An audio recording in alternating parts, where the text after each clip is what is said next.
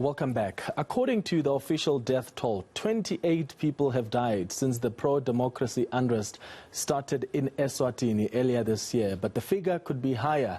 The Southern African Development Community envoy will be meeting with the King Mswati. In fact, that meeting happened earlier today. The Institute of Foreign Affairs says SADC should make sure Mswati is held accountable for human rights violations. Cosatu agrees that South Africa must take drastic action against the king.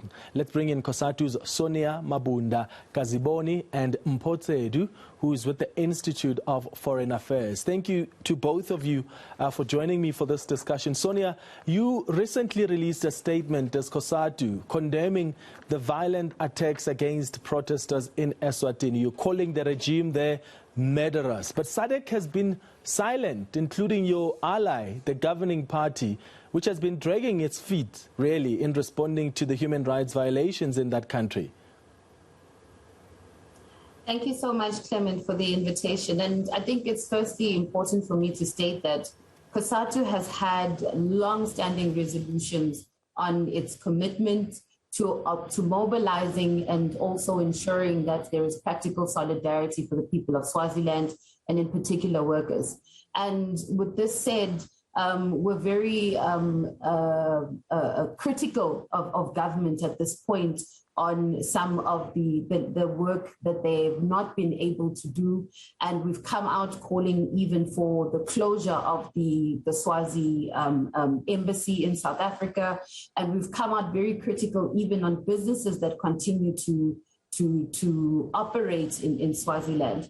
And definitely we condemn and denounce the murderous Mswati regime, which continues to show that it's people that he has no regard for what his people want. He has no regard for the livelihood of his people. The people of Swaziland have been in this bondage for a very long time, and they continue to live under unimaginable circumstances. And it seems as though the Mswati regime does not care. And that is very much demonstrated by how they've gone out to respond to these peaceful protests by sending out the army and police to act in and shoot and open up live ammunition on its people. I mean, what type of government is that?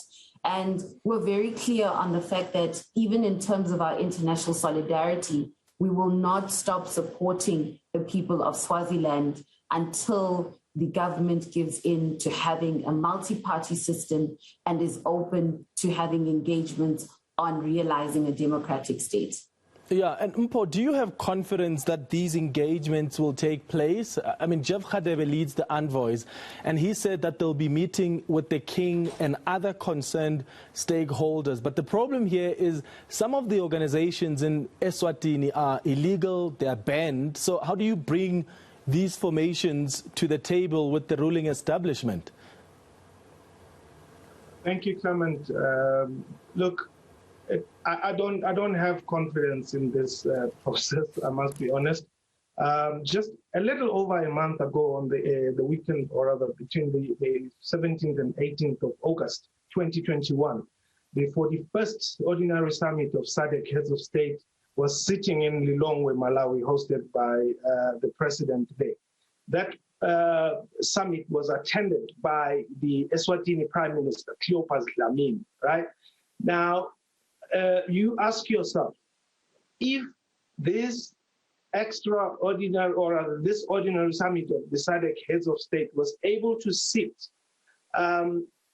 just a little over a month ago and never pronounced on Swaziland or on Eswatini, what makes it a priority now all of a sudden?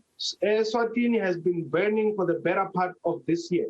Why were they able to meet in Malawi and not say a word about Eswatini when all of them were there? All the heads of states were meeting. Now, all of a sudden, then the SADC organ on defense, politics, and security cooperation is sending this envoy, which goes into an Eswatini where Mabuza and Tandeni Dube are still in prison.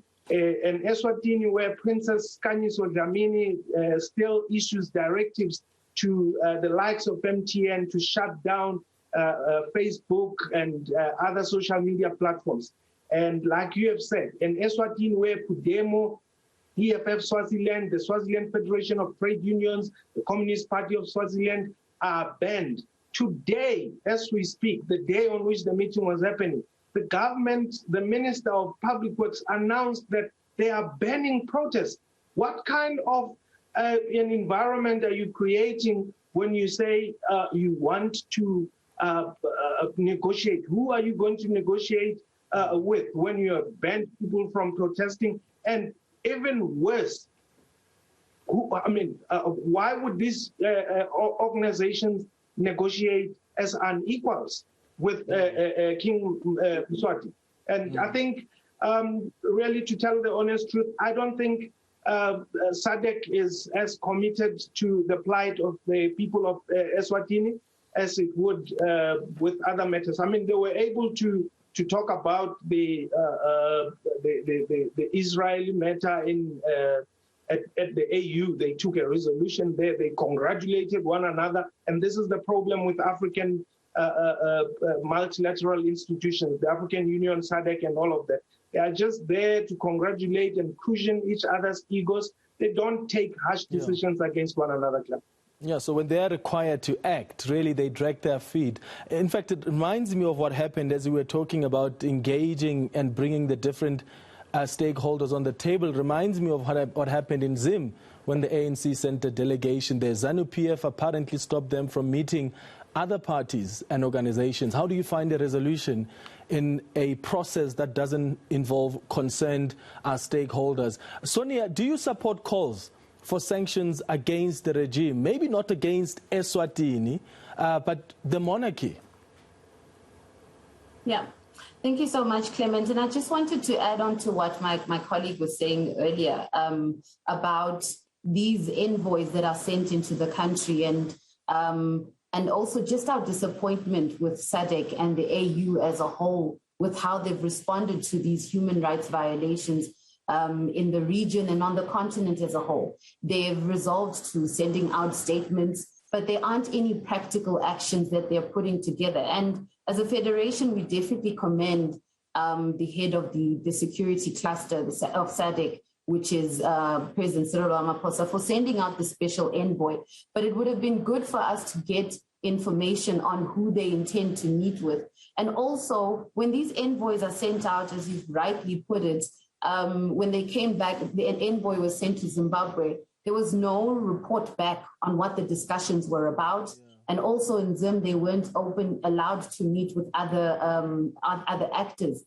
And in this case, I recently had a meeting just a few minutes ago with our comrades on the ground, the Federation to Koswa, and they informed us that indeed the envoy is meeting with the king or has met with the king, and will also be meeting with some of our comrades from Labour, because they have also been on the streets, the public sector workers, calling for wage negotiations. They haven't had any increments in the past 3 years. People are hungry. And what we're getting from colleagues on the ground is that the people of Swaziland have gotten to a point of no return. They've gotten to a point where they're open to sacrificing their lives. And to answer your question with regards to sanctions, as a federation, when it comes to sanctions, we're very much, really, I don't want to say 1 foot in, 1 foot out, but really one toe in, particularly when it comes to sanctions in the region. I'll say particularly because we discussed sanctions around Zimbabwe and with Swaziland as well. And what we find is that with sanctions are not very favorable for us, because most of the time it's the people on the ground who suffer through these sanctions. And we need to try to find alternative ways that we can put pressure on the government. And we need to commend the people of Eswatini for standing up at this point. It doesn't assist for us to give international solidarity from the outside when inside there isn't this heated, boiling pressure. But right now is an opportune time for us to give all the intent to intensify our solidarity because of what's happening in the country. And hopefully together we can achieve the outcomes of a democratic state in Eswatini. But at this point, when it comes to sanctions, we are not in favor of sanctions because we've seen it happen here in South Africa during the apartheid era with sanctions. It is the poorest of the poor, and it's the people who suffer from those sanctions. Yeah, Mpho, what's your view on sanctions? I mean, the idea here is you have to hit that monarchy where it hurts the most. Maybe not sanctions that are ultimately going to lead and affect even the citizens of Eswatini. But as Sonia was saying, the residents are hungry, they're desperate, and yet you've got the monarchy and the king that are living large. And this absolute monarchy has for years now ignored calls for transformation into a modern democracy. What are the chances that he'll be swayed this time around? South Africa's foreign policy is based on respect for human rights, Ubuntu, democracy, the rule of law, and social justice.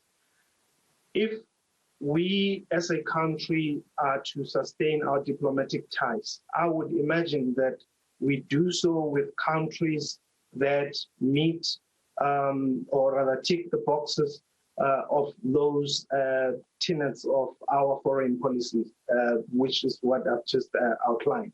Does the Kingdom of Eswatini tick those boxes? No, it doesn't. Who is actually at the helm of Eswatini? Is King Mswati, his 15 wives, and all the many children, and the close circles that runs that entire country, the Ramini clan. So you have a scenario where if South Africa was serious about ensuring that the people of Eswatini are free, they would put or exact enough pressure on the government of Eswatini. They would exact enough pressure on King Mswati to say, look, you cannot rule over a people in the manner that you've been doing for ages. The people of Eswatini have expressed their desire to be free. The people of Eswatini have said, look, we don't want to tamper with the Ubukosi. Mswati will remain the king, but can we have the basic rights? What kind of a country is this where journalists are harassed, political activists are detained, even members of parliament? Can you imagine? Can you imagine if in South Africa you were to have Makaula and somebody else, members of parliament, arrested for political activism? Where on earth do you hear such? So I think South Africa is not exerting enough pressure. And diplomatically, by the way, I mean, they can use, I don't even think they've tried the soft power techniques. But what I would think at the moment is that they must explore other diplomatic means of ensuring that there are negotiations with all stakeholders, civil society in Swaziland, to ensure that the process of democratization of Eswatini begins in earnest. Because if that doesn't happen, Clement, what you're going to see is that the resolve that you have so far seen, where even young pupils at high schools are saying we want freedom. We know as South Africa what that means. June 76 has taught us that once young people take it upon themselves to fight for freedom, there's no turning back. Mswati is just going to isolate himself and end up even losing that the royal privileges, which ordinarily would have been secured if he was to listen to his people. How can you rule over people that you kill? I hear you saying 28 people have been killed. It's actually 30 by today.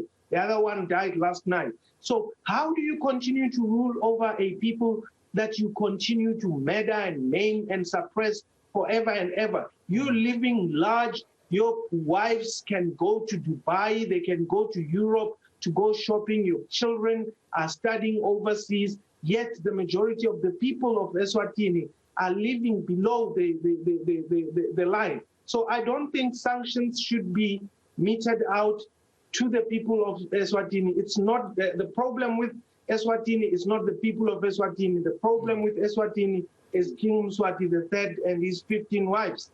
Yeah, let's hope that the envoys, the SADC envoys, will have effective negotiations there and come up with a resolution, hopefully, that makes sense for the people of Eswatini. Sonia, Mabunda-Kaziboni from Cosatu and Mpho Tsedu from the Institute of Foreign Affairs, thank you for making time.